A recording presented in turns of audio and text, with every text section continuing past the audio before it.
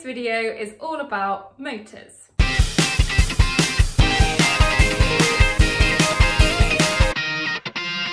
So we know from our previous video on the motor effect, if we put a current carrying conductor into a magnetic field, your conductor feels a force.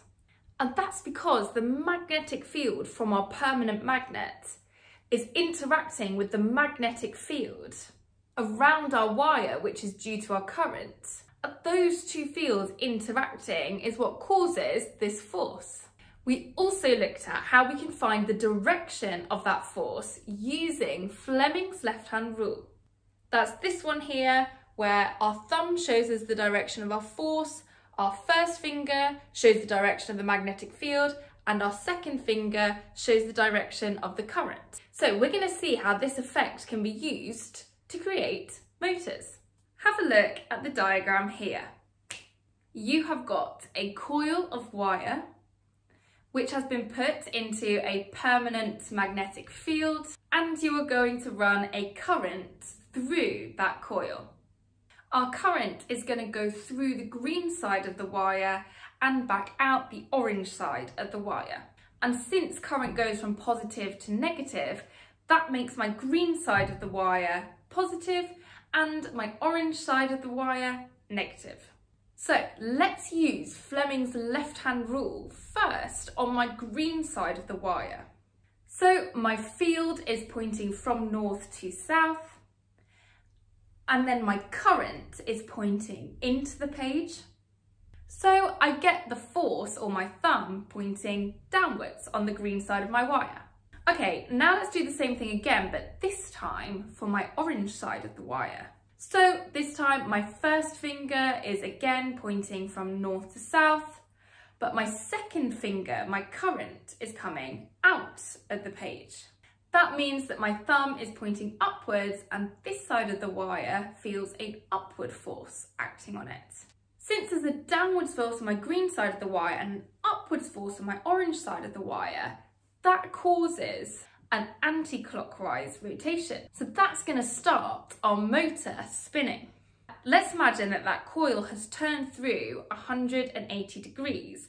So now my diagram looks like this. My green side of the wire now on the right hand side and my orange side of the wire now on the left hand side of my diagram. And let's imagine that my current still runs through my green side of the wire and back round out on my orange side of the wire, so that my green side of the wire is positive and my orange side of the wire is negative. What forces do we get?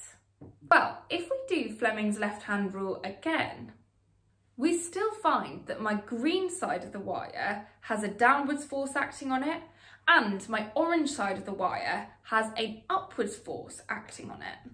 But this would cause my motor to flip back to the position it was before, because these two forces are now providing a clockwise turn. And we don't really want this to happen. I don't want my wire to be flipping back and forth, back and forth, back and forth, but rather to be spinning continuously in one direction. So how am I going to achieve this? Well, when my wire is in the second position here, what I really need to happen is for the current to be flowing through my orange wire and out of my green wire. Or in other words, for my orange wire to now be connected to the positive terminal for my current and my green side of the wire to be connected to the negative terminal of my current. And I need something to help me do that. What I use is called a split ring commutator. And this split ring commutator is a metal ring that moves with the coil and brushes over the contacts so that my contacts can swap every half turn. That means that originally my green side of the wire was connected to the positive terminal, but after 180 degrees, that green side of the wire can now connect to the negative terminal, and vice versa for my orange. This ensures that the forces are always in the correct direction to keep this coil spinning anti-clockwise. So just to string all of those things together, here is my coil initially. Green is positive, orange is negative and my forces are in this direction. Then after 180 degrees, my orange is now connected to the positive side and my green is connected to the negative side, and my forces are still in this direction.